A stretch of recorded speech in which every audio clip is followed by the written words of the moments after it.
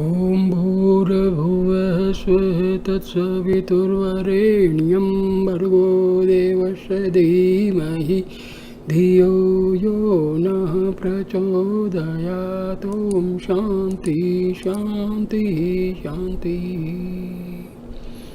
Namaste my dear friends. Today I am giving this video about a great yogi of India, Shyama Charan Lahiri Mahasaya.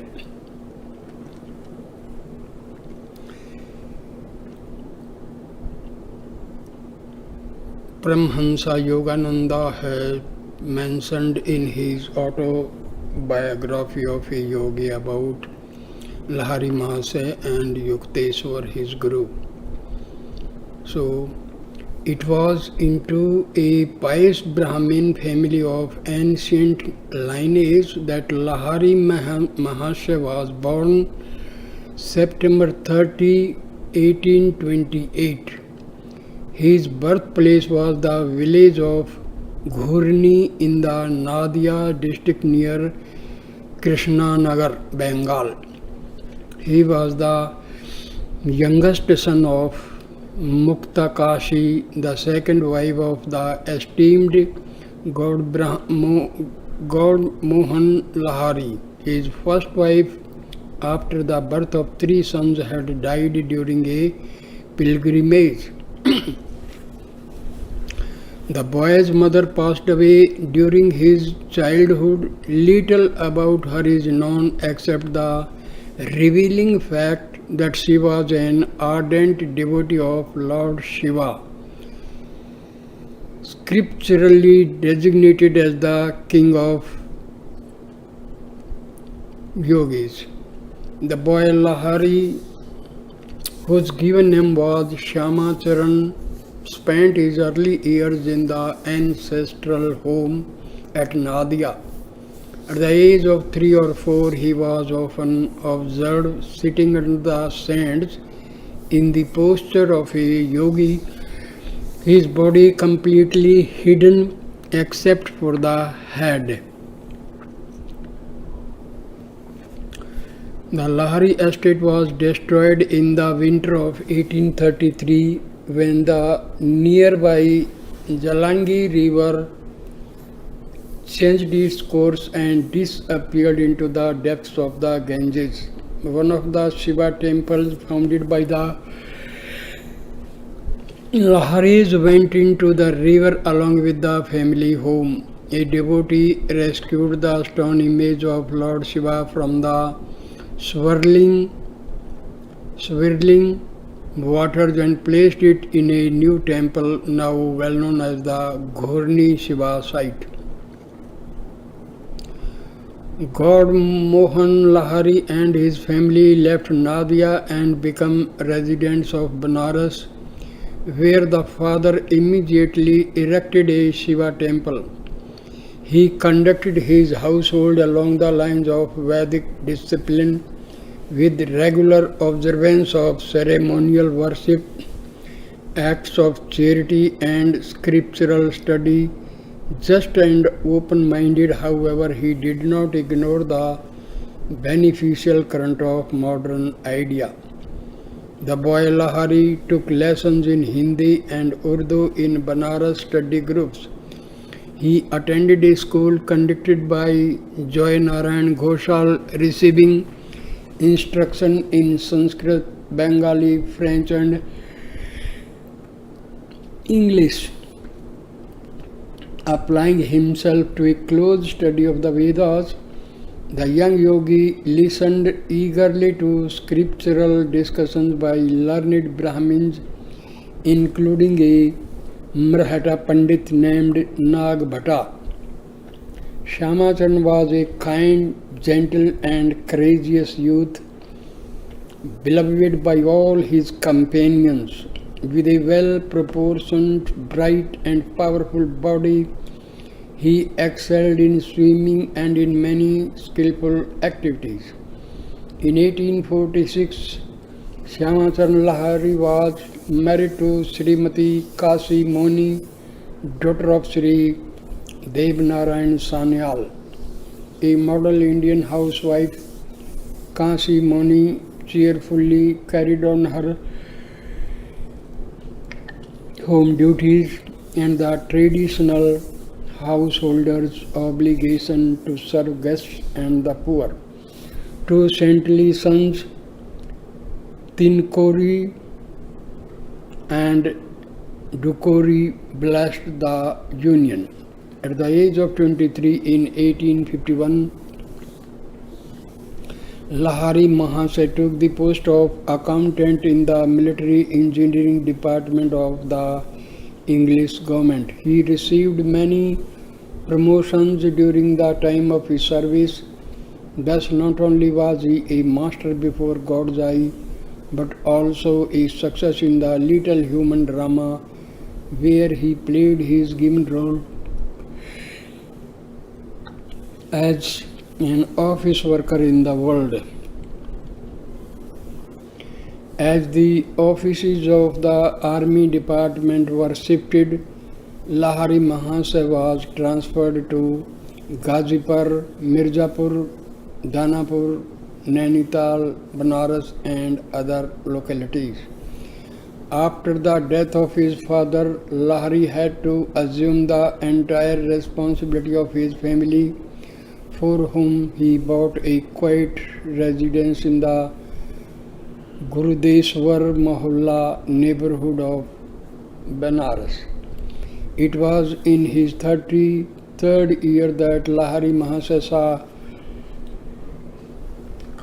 fulfillment of the purpose for which he had been reincarnated on earth. The earth's hidden flame, long smouldering, received its opportunity to burst into flame.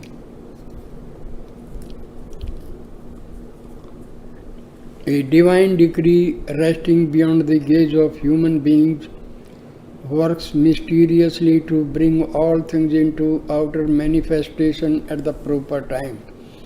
He met his great Guru Babaji near Ranikhet and was initiated by him into Kriya Yoga. The auspicious event did not happen to him alone. It was a fortunate moment for all the human race, many of whom were later privileged to receive the soul awakening gift of Kriya. The lost or long vanished highest art of yoga was again being brought to light. Many spiritually thirsty men and women eventually found their way to the cool waters of Kriya Yoga. Just as in the Hindu legend, where Mother Ganges offers her divine draught to the parched devotees, Bhagiratha, so the celestial flood of Kriya rolled from the sacred fastnesses of the Himalayas into the dusty haunts of man.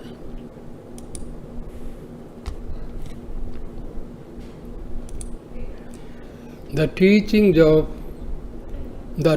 style of Lahiri Mahasaya. This is narrated by Swami Kebalaనంద, disciple of Lahiri Mahasaya. Rarely fortunate, I was able to remain near Lahiri Mahasaya for 10 years. His Benares home was my nightly goal of pilgrimage. The Guru was always present in a small front parlor on the first floor. As he sat in lotus posture on a backless wooden seat, his disciples garlanded him in a semicircle. His eyes sparkled and danced with the joy of the divine. They were ever half closed, peering through the inner telescopic orb into a sphere of eternal bliss. He seldom spoke at length. Occasionally his gaze would focus on a student in need of help. Healing words poured Then, like an avalanche of light, an indescribable peace blossomed within me. At the Master's glance, I was permeated with his fragrance as though from a lotus of infinity.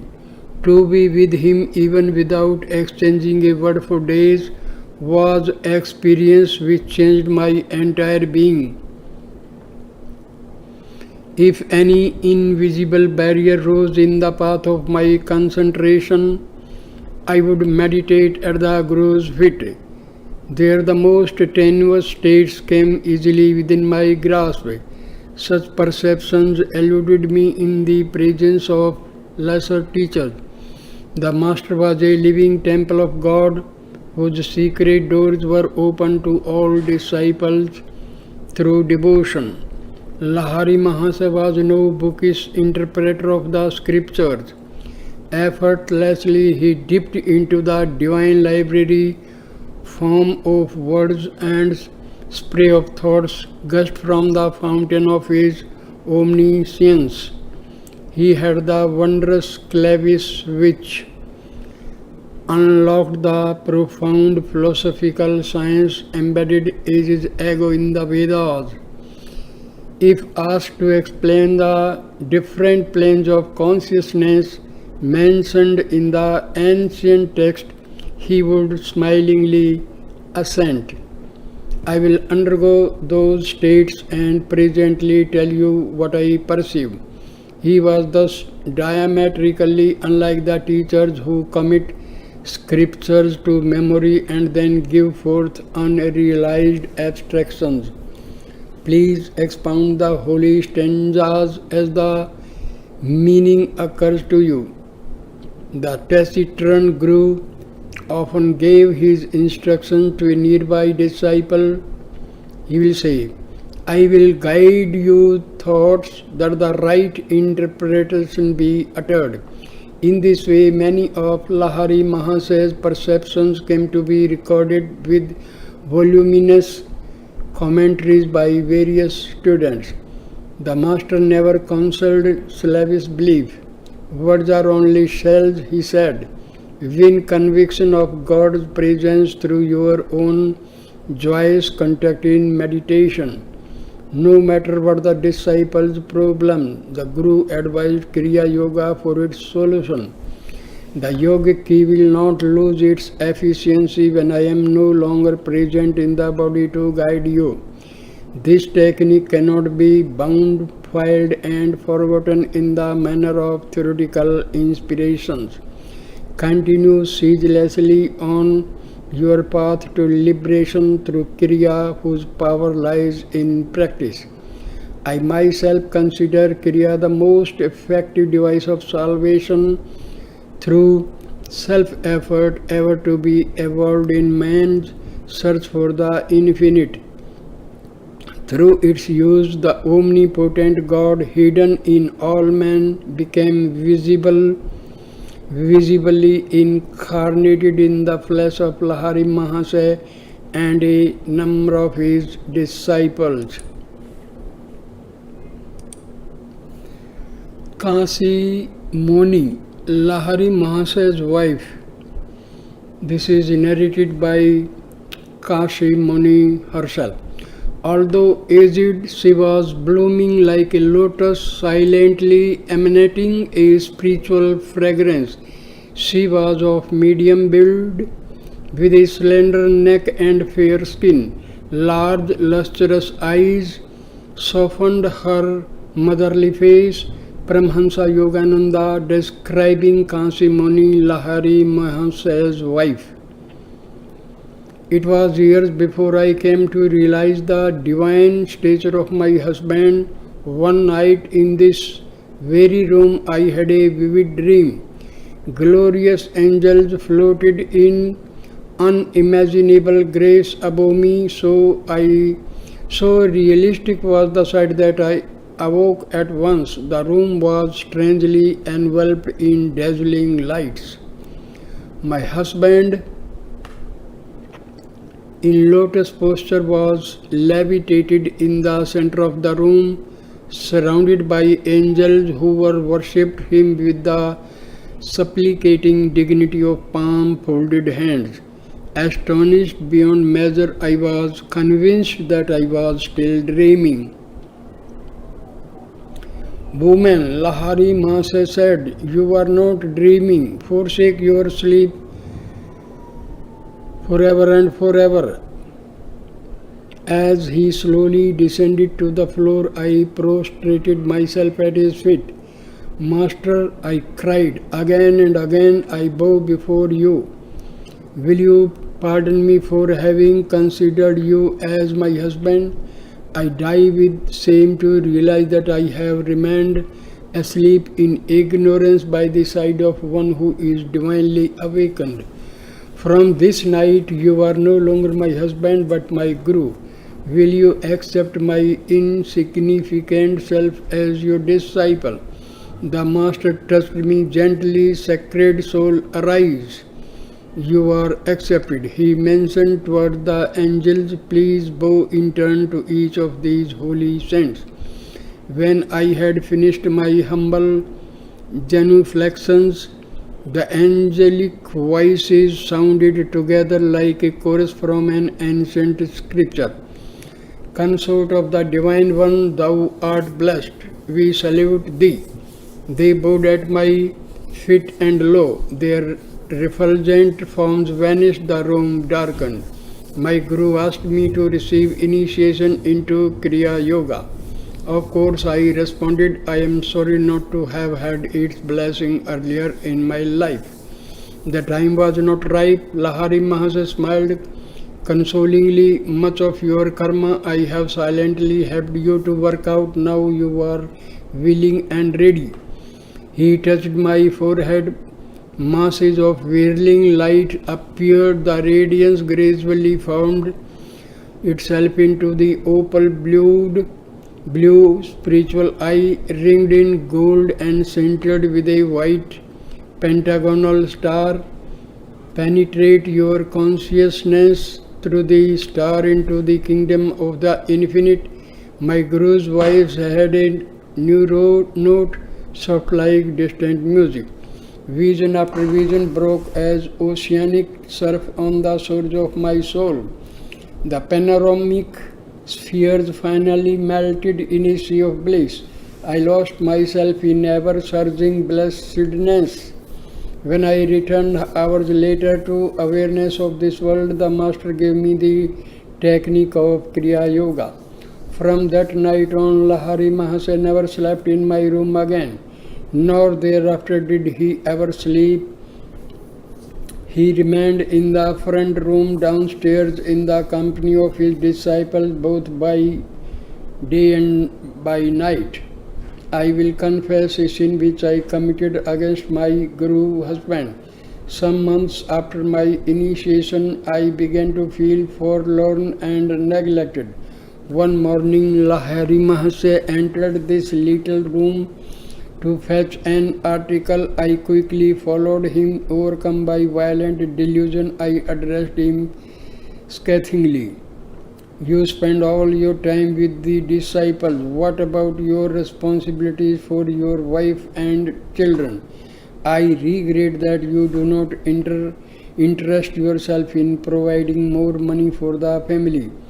The Master glanced at me for a moment, then lo, he was gone. Awed and frightened, I heard a voice resounding from every part of the room. "It's all nothing, don't you see? How could a nothing like me produce riches for you?" "Guruji," I cried, "I implore pardon 1,000,000 times. My sinful eyes can see you no more. Please appear in your sacred form." "I am here." This reply came from above me. I looked up and saw the Master materialize in the air, his head touching the ceiling. His eyes were like blinding flames. Beside myself with fear, I lay sobbing at his feet after he had quietly descended to the floor. "Woman," he said, "seek divine wealth, not the paltry tinsel of earth. After acquiring inward treasure, you will find that outward supply is always forthcoming. He added, one of my spiritual sons will make provision for you. My Guru's words naturally came true. A disciple did leave a considerable sum for our family. So here I end this video. Thank you for watching with patience. Please like, comment and share the video, and please subscribe my channel. Thank you my dear friends. Namaskar, namaskar, namaskar.